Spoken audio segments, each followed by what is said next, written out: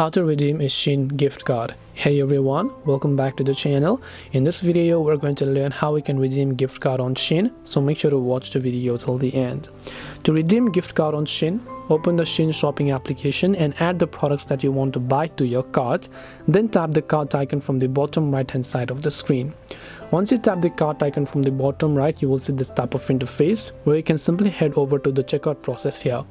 Once you go to the checkout process, when you are trying to pay, if you scroll down over here, you'll find an option that says gift card, right? So you can tap the gift card option here, then enter the card number and the PIN, then tap the apply option in order to basically enter your gift card number.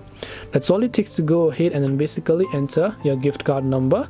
Hope this video was helpful. If you have got any questions, then feel free to leave them down below.